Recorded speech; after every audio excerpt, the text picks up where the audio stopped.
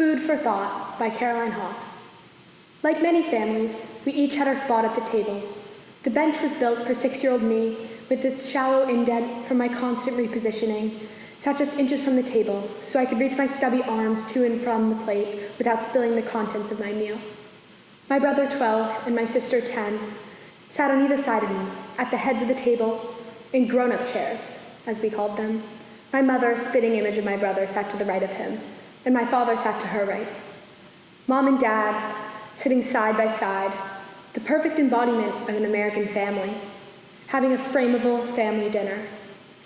Although we sat down to a meal every weeknight, I learned to guzzle down my dreaded nightly glass of milk, ensuring the rest of my family, with their important older-than-me obligations, had time for every commitment their night entailed.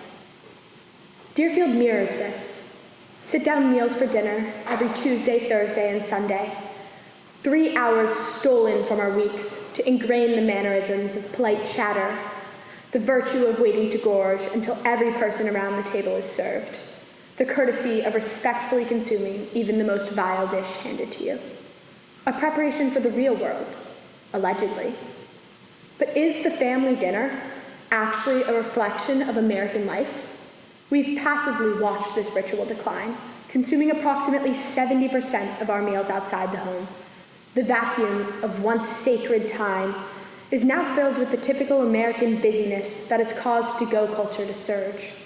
We are all inevitably accomplices to the rise of our fast food nation, its drive-thrus and identical yet characterless burgers wrapped in impermeable paper.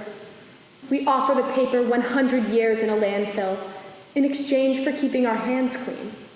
Just the hand that feeds the mouth, really. The other grips the steering wheel, knuckles white, delivering us to our next destination, if only the traffic would let up. Plastic cups and straws, designed for on-the-move convenience. As long as you forget about the strangled sea animals and try not to reminisce about the days where your father used to sip his morning coffee, reading the New York Times across the table from you as you finished your waffles and headed off to school on foot. Who do we blame for the empty seats around the dinner table? This decline of American culture can easily be placed onto America's progressives, striving for gender equality, prompting the erasure of women's historical role in the home.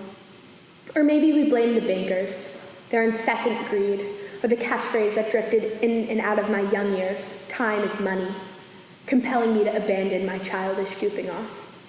Or do we point the finger at the endless parade of sports games, music recitals, productions, clubs, the over-elaborate performances of the American teen, perfectly curated to provide every possible advantage in the college process? And what about the fast food workers, those who fry and bag our dinners in lieu of their own or their children's? Surely they blame us, those privileged enough to export the labor of cooking, those whose wages aren't minimum. Despite its false preparation for America's jarring reality of busyness, Deerfield sit-down persists, defiantly. And in return, we get a fraying thread left hanging from the rope that once connected us to the American ideal of Rockwell paintings, of pilgrims and tradition, of childhood kitchens, all sustained through the family meal. Thank you.